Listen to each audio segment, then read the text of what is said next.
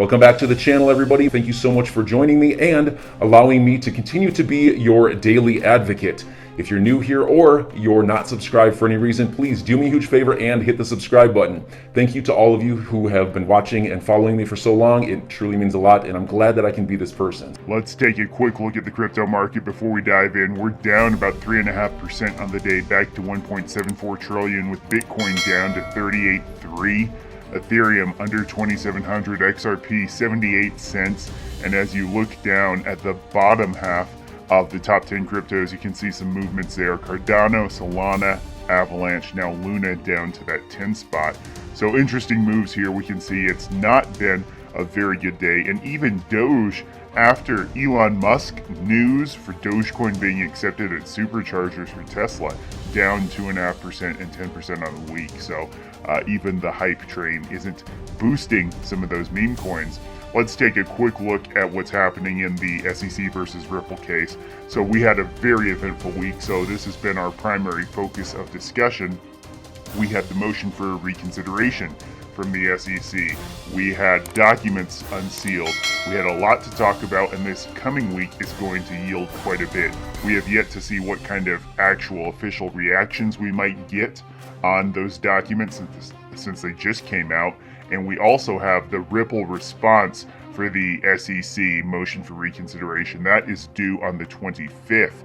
And that will be very interesting because we expect them to go hard after the SEC for changing their position entirely and now saying that Hinman's documents are actually representative of his position at the SEC as head of the Division of Corporate Finance. So really interesting stuff will be contained there. I expect it to come from Matthew Solomon most likely because he's the fiery one, and he will definitely tear that to pieces because, as we saw, that was a hypocritical mess. And then finally, the end of the month, which is a little over a week away, is the end of the discovery period for expert discovery. So there's still lots of open items. We're waiting for the motion to strike for the or motion to strike the fair notice defense for the SEC trying to get rid of that for Ripple, and then also the motions to dismiss. Those are big ones still ahead. So we still have a lot to come. This week will be busy. I expect us to see quite a few things come out. Now, we've talked about it on the channel multiple times. Earlier in the week, I hypothesized Nexo would be the next one to fall after BlockFi, and we saw that happen.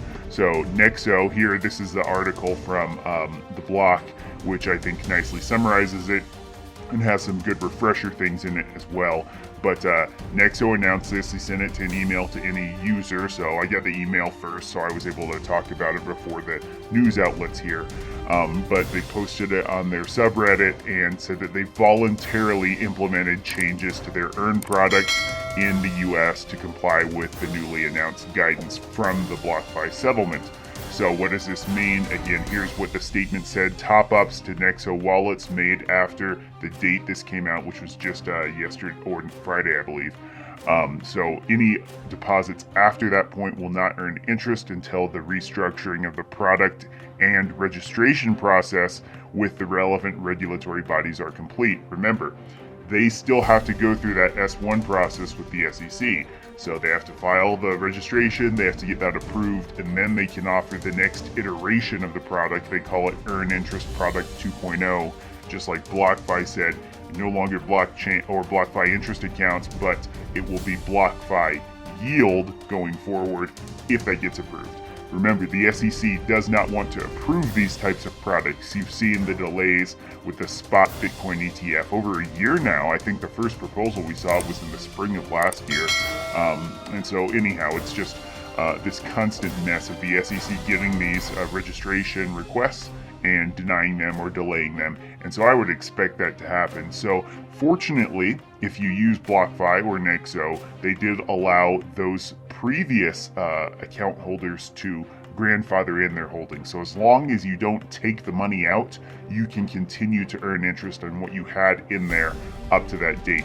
If you ever take it out, then you're done. That portion will never be able to earn interest until the registration is complete and the new product is released. So if you have 2 Bitcoin in BlockFi and you take one out and you still have one in there, the one left will continue to earn. The one that goes back if you tried to put it back, would not earn. So do keep that in mind as you're moving things around.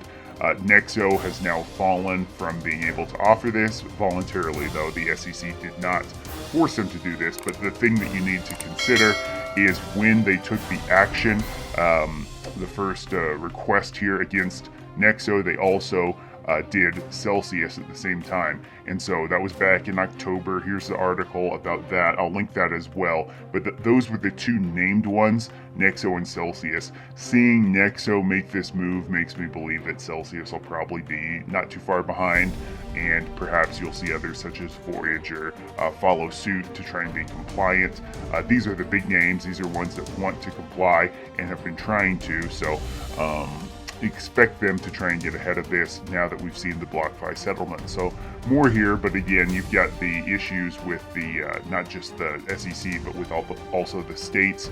The Celsius letter that was issued at the same time back in October wanted details around ownership structure and so on. So until there's clarity for the sake of the regulators on those items, we'll still have issues. Now, personally, I'm just going to talk about this. I use Vald now for my XRP because XRP is hard to earn on because of all of the delisting. There's only a few places. Nexo let you, but now you can't add. Bitrue allows you to, but the rates are low on just your holding, and trying to get into one of the lockups is nearly impossible because they fill up so quick. And if you're in a time zone like me, in the US Pacific time zone, it opens up at like 2 a.m. here. And so unless I really want to stay up or wake up in the middle of the night, there's no way that I'm going to be able to get in on one of those. But Vald, I like. They have good partners. You can see it here. I'll link their website down below if you're interested. But the rates are really nice. I don't use them for everything because in some instances, they aren't as good as another platform like Voyager perhaps. But XRP, you get 4.6% on your XRP for just having it there. That's their savings rate. But if you put it on a 30-day lockup, you get 6.7. So I rotate on 60 on the 30-day lockups, kind of like what you would do back in the old days. We saw now that crypto accounts exceed CD accounts from that survey just earlier this week. But in the old days, when you actually got good rates on CDs, in the days of my grandparents, you would ladder CDs, and you'd have CDs with different maturing date or dates of maturity, so that they would roll out, and you could get your money out at that certain time, earn a high rate, and then you roll it back into another long-term CD. So you might have, a 1 year, 2 year, 3 year, 4 year, 5 year, and then they would, as they cash out, you get a new one. Well, this is nice because I can set them up on, whenever you want, put in a 30-day lockup, set it on auto renew. But if you want to not renew, you can just toggle that out by going in and doing that. So there's some interesting things you can do here with the lockups, but if you don't want your XRP locked up for that 30-day window, you can take the lower rate. So again, I'll link it down below. I'll link the sign up in the video description, and I'll pin a comment in case you're interested, just because we're running out of options to be able to earn on our XRP. Our options are already limited because of the case, and now with the big players in crypto lending and interest-bearing accounts kind of being restrained here by the SEC, it's important to do your own research, find options that are still available, and then if you are interested, to act in a rather expeditious manner, because the time window seems like it's shortening here until they have to freeze new account deposits. So do keep that in mind as you're making your own decisions there. Again, no financial advice, just want to make this known, and as always, do your own research. And finally, on the Motley Fool today, there was an interesting article just posted this morning called Ripple Lawsuit. ETH could be next. So Ripple, of course, we are well aware, is in the middle of this suit, but who could be next, and how could this proliferate not just to the digital assets themselves, but also companies in the digital asset space? So we'll go through this one quick. It's only a few paragraphs, so I think it's a quick enough read. We can go through it and discuss. This week is a pivotal moment for cryptocurrency. Ripple's being sued by the SEC, which has accused it of selling unregistered securities. Ripple is the organization that develops XRP, one of the world's most popular cryptocurrencies. The Ripple XRP the differentiation. A lot of these media outlets don't necessarily get everything behind it, so bear with them as they're getting up to speed. CNBC, Fox Business, they didn't quite get it right in the beginning, but now they have a better understanding and description of the difference between Ripple, the company, and XRP, how it's used, how it comes to be, how it came to be more accurately. And so just have some patience with the wording in some of these. The SEC is accusing Ripple of having conducted a $1.3 billion securities offering by selling XRP to the public.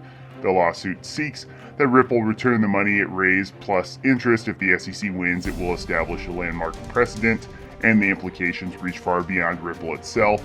And so in this article, the author is going to explore how it could have wide-ranging implications on other crypto projects, but most notably Ethereum. So how would this affect other cryptos? In itself, the SEC versus Ripple lawsuit won't affect the crypto market. The lawsuit is against Ripple Labs, not private holders of Ripple. However, or therefore, it doesn't necessarily affect the price and supply of XRP or any other cryptocurrency. However, if the lawsuit were to succeed, it would have wide-ranging implications for any organization that raises money by issuing and selling cryptocurrency. If XRP is classified as a security, then the same label applies to pretty much any crypto. So organizations that are responsible for issuing and selling cryptocurrency will be responsible for following securities law. This isn't a problem for Bitcoin, whose creator's identity is unknown. And as we saw in those hearings, they've recognized Bitcoin as a commodity. It is, however, a problem for Ethereum. Ether has a well-known organization behind it. Its founders' identities are all known, and they participated in the token sale that got ETH out to the market, the ICO. If the SEC lawsuit against Ripple succeeds, then Ethereum.org might also be sued. ETH will also be subject to securities law from that point forward. That will make it a lot harder for organizations to issue and sell crypto, as the process will involve lawyers, investment bankers, and other such highly paid professionals. And this is key. You can see how by making it a registration requirement, you are further backing the legacy system. Because what does the legacy system entail in financial markets? Well, you have to have lawyers, you have to have investment bankers, and they all charge hefty fees to be able to get your product out there to meet the registration requirements from a legal standpoint, but also from a financial disclosure standpoint. And all these professionals just really rack up the bill. This is why you see these IPOs become so massive, because it's not just the pricing in of the asset itself, but also all of the things leading up to it. And there's hefty fees. We're talking millions and hundreds of millions of dollars in potential fees when it comes to registrations and offerings. So really interesting, and it's good that they point that out here.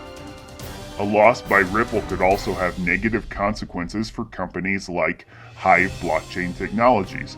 Hive makes money by mining and selling crypto. It does not invent new cryptos out of thin air, but it does bring new tokens into existence. Is mining a form of securities issuance? The SEC lawsuit does not speak to that, but it seems like an angle the SEC could possibly take in the future. And we've seen them try and mix this in with some of the infrastructure bill language and everything, where they're trying to rope in mining into some of the disclosure requirements, into the KYC and all that. So that's an important aspect we need to consider as crypto investors if you are involved in a cryptocurrency that utilizes mining. If it wins in its lawsuit against Ripple, perhaps the SEC will be emboldened to go after miners and have them classified as securities issuers as well. So will the SEC win? That's the million-dollar question in all of this, is whether they can actually win. So he says here, you'll need to talk to a lawyer about how the trial is going, but most media coverage seems to be implying that Ripple's prevailing so far. It isn't controversial to say that efforts to have cryptos regulated as securities have so far failed.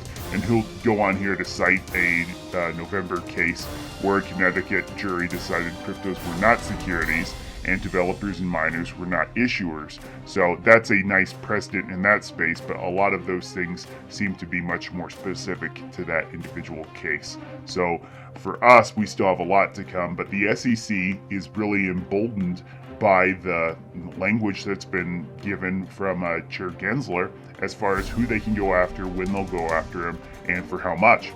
So we've seen a lot happen here with the SEC versus Ripple.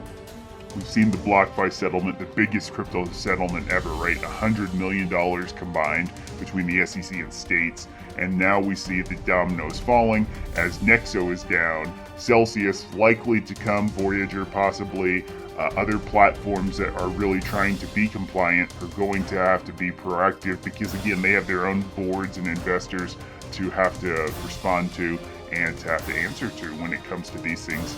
And they can't risk being shut down or having severe penalties. And many of them just don't have the backing to be able to go through a year and a half, 2-year long legal battle with the SEC, like you've seen Ripple take this stand and go into this. But it's already been 15 months and counting. So we still have much more to come in this case. And it's really shameful that we're seeing this, but we have no choice but to continue the battle. Let me know if this was helpful for you in the comments. I hope that it was good information as we're trying to see the whole picture of what the SEC is doing. Hit a like if you found any value here, and don't forget to hit that subscribe button so I can keep you up to date on future news and updates, especially as this coming week will tell us a lot about what's happening in the case, and we'll get to see that Ripple reaction to the SEC's flip-flopping. So enjoy your day, everybody. I'm always here for you.